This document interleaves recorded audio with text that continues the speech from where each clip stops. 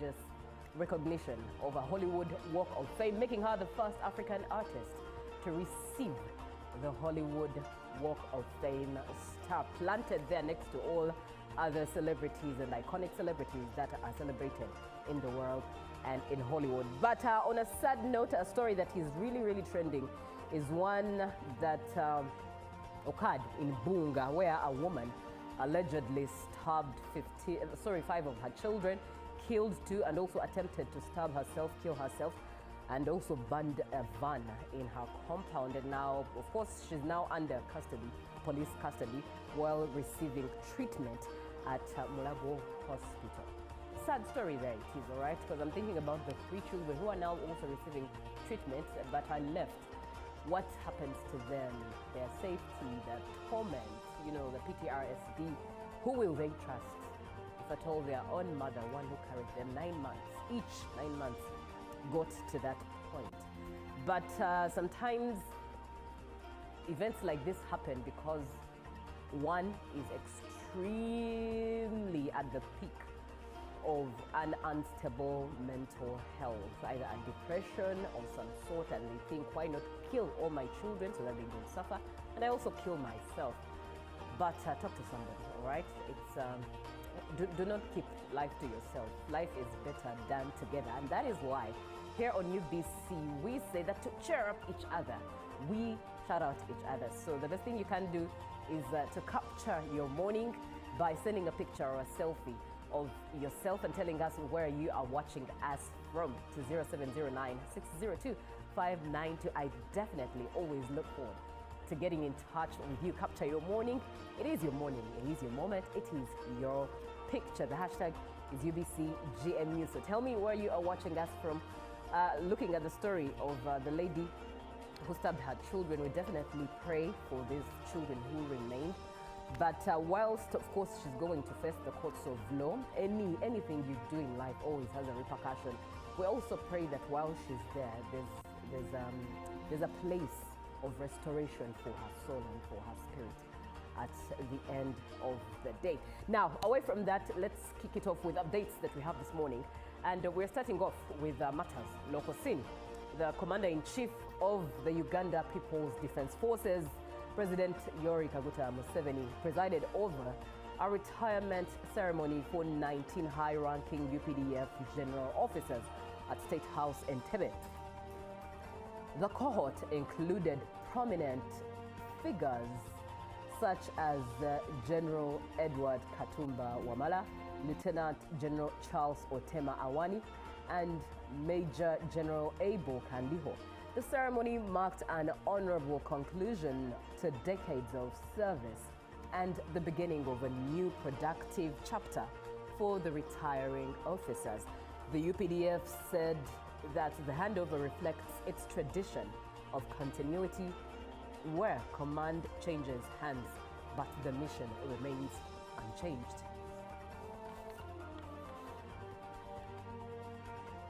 All right, that's a beautiful one to look at indeed, beautiful one to look at. And definitely we wish those sons of the country, sons of the land of Uganda the very best as they now focus on family and, yeah, the evening of life at the end of the day. All right, now let's move on to the legendary playwright Alex Mukulu, who was buried yesterday. Mourners, especially creative artists, gathered to pay their final respects to the playwright, inventor, and of course, writer who passed away on Sunday. Mukulu's death brought together people from different walks of life, gathered to honor and celebrate his life and contribution to the arts and creative industry. He received a 3-rifle gun volley, and the body of Alex Mukulu was delivered to Chijabijo village in Wakiso district at midday midday ahead of the burial ceremony. The funeral service began with a prayer service led by Pastor David Chiganda of Christianity Focus Center in Chisenyi, and then the Minister of Gender, Labor and Social Development, retired General Henry Tumukunde, represented the president at the burial ceremony. Meanwhile, the president of Uganda National Musicians Federation, Edilisa Musuza, who's also known as Eddie Kenzo, urged artists to craft work that would provide lasting legacies even long after their departure. Alex Mukulu was laid to rest at his ancestral home at about 4:20 p.m. and in a tribute to his artistic career, he was treated to a rifle volley symbolizing his contribution to the music and the performing arts.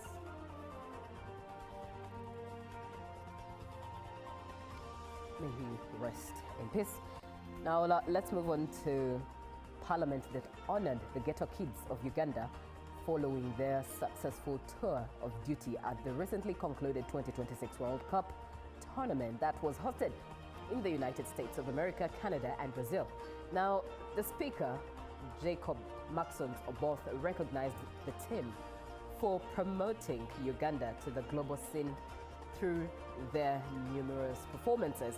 And the Vice President, retired Major Jessica Alupo, backed the speaker's proposal for government to support the ambitious plan of the Ghetto Kids to establish a rehabilitation center targeting to address challenges faced by many other children, especially those from less privileged communities. Earlier, the team led by one Dauda Kavuma, the Ghetto Kids met and held discussions with the Speaker of Parliament, Right Honorable Jacob Maxons Obot.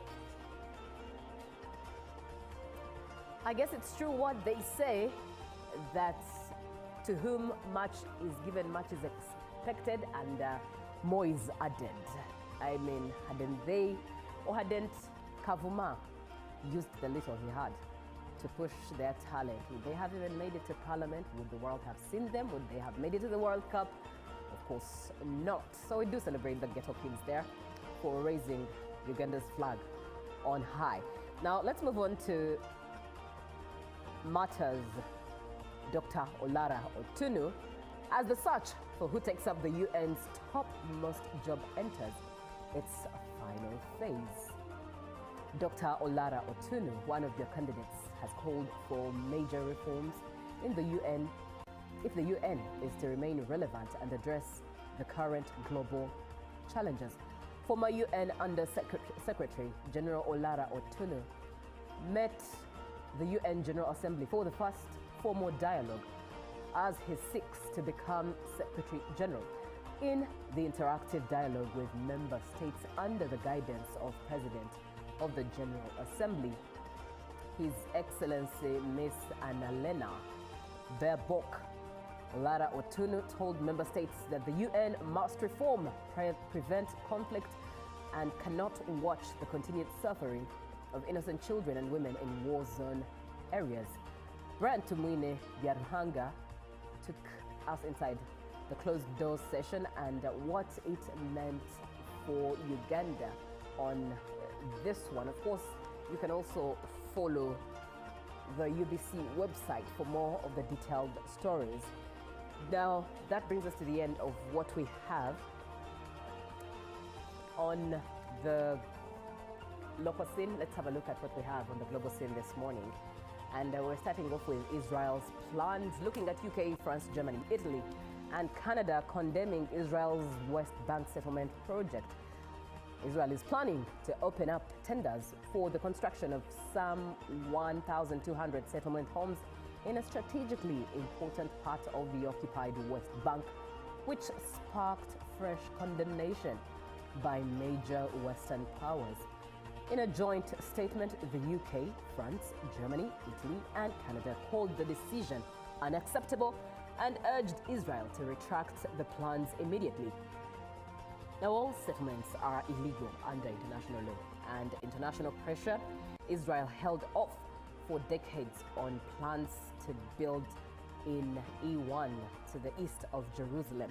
Many of its allies and Palestinians argued this development would deal a major blow to hopes of a two-state solution, effectively cutting the West Bank in two and isolating East Jerusalem. Now, in a separate statement, the UN Secretary General also said the E1 plan posed an existential threat to a contiguous Palestinian state, and so did Belgium's foreign minister. Now, as we move on 15 years since the uprising against Muammar Gaddafi in Libya began, and with civil strife leading to the downfall of what was once one of Africa's wealthiest countries. Several actors are seeking to end the civil war and reunite the country. We definitely can all see and follow what happened in Libya since Colonel Muammar Gaddafi was overthrown and killed in the year 2011. But among them are the US, which has commercial interests in Libya's oil fields, and Qatar, Egypt, and Turkey are also pushing for a return to one Libya after more than a decade of fighting between two rival authorities for control of the country. Now, what happened 15 years ago? The Libyan uprising erupted during the Arab Spring when thousands of people in the port city of Benghazi took to the streets to protest against Gaddafi's more than 4 decades of absolute power. At that time, violence against the demonstrations pushed the protesters into an armed rebellion against Gaddafi's rule, with a civil war starting between the two sides. A United Nations Security Council resolution authorized an international military intervention force led by NATO members, the United States, United Kingdom, France, to enforce a no-fly zone and ensure the protection of civilians in Libya. This bombing campaign pushed back Gaddafi's forces from Benghazi and aided the rebels in seizing territory. Gaddafi was eventually captured and killed in October 2011, 42 years after he first seized power, in a military coup that overthrew him. Now let's look at Egypt's response to Ethiopia's new Nile Dam plans. This dam is centered on diplomacy, international pressure, and cooperation with Sudan rather than trying to stop construction outright. However, the experience of the Grand Ethiopian Renaissance Dam has exposed the limits of Cairo's influence. The revival of the 3 proposed Blue Nile hydropower projects, Karadobi, Mandaya, and Beko Abo, will test whether Egypt can turn more than a decade of opposition into practical leverage over how Ethiopia develops the river. Now, the projects have been discussed for years, and a 2024 academic study drawing on Nile Basin Initiative sponsored work listed all 3 among proposed Blue Nile projects and noted that Karadobi and Beko Abo were considered alternatives in one potential 3-dam configuration. Now, what is new is Ethiopia's reported move to advance them. And in March, the country's Water and Energy Ministry announced plans for the projects. According to subsequent reporting, their combined generating potential has been reported at about 5,700 megawatts, although the figures and specifications could change because the projects remain at the planning stage. The announcement came months after Ethiopia inaugurated the GERD in September 2025, despite years of objections from Egypt. And that ends the story of what we have this morning as on the global scene. Rather, let's have a look at what the dailies have this morning. And looking at the dailies, we're starting off with the New Vision there. And the headline, O-level syllabus revised again. What does it look like? It's in the New Vision, and schools still focusing on cramming instead of skills. But picture there of President Yoweri Museveni bidding farewell to Katumba and other generals. And of course, the story of a mother who stabbed her own children, 5 of them, 2 dead, 3 left and under treatment. And also, President appoints a pharmacist as advisor and top pastor to minister ahead of Pastor Patience's event. And Housing Finance gets global certification. Besigye allegedly planned to inject fake cash into the economy. More of that story on page 8 to 9 of the New Vision. All right, now let's look at more of what we have in the dailies this morning. Looking at the Daily Monitor. Justice on hold. That's the headline. Wonder what it means when justice is on hold, when it's delayed. Of course, the impact of delayed trial and remedies in there. Also, looking at Otunu woos UN ahead of another vote today. And retirement funds are rich but cautious and now stuck. Of course, a woman killing her daughter's 5 children, that is, stories in there as well. Now, looking at the rest of East Africa, let's head over to the Daily Nation. And the Daily Nation's headline, Marked Man in the crosshairs, Kanja targeted 2 years into office, and police chief faces mounting pressure to quit over rising crime and goon culture. Also, final moments of chopper that crashed, killing 7 people. That is in the Daily Nation. Let's take a look at the Gazette today, which is the 21st day of August, as of the 21st day of August 2026. Table of contents. And the notices to pay heed to is the churches recognized as ones that are allowed by the government of Uganda to celebrate marriage. We start off with St. Luke Janalum. Denomination is Anglican in the village of Langalanga in Kitgum Central Parish, Sub-County Central Division, and the county is Kitgum Municipality District in Kitgum. And this is given under the hand of the Honorable Kahinda Otafire, Minister of Justice and Constitutional Affairs then. Now, looking at another one, it's the Church of St. James Kashojwa Church of Uganda. And it is an Anglican church, village in Chishororo, and in the parish of Nyarurambi, Rujeyo Sub-County, Kinkizi East County, in the district of Kanungu, as of the 4th day of August 2026, under the Honorable Norbert Mao, Minister of Justice and Constitutional Affairs now.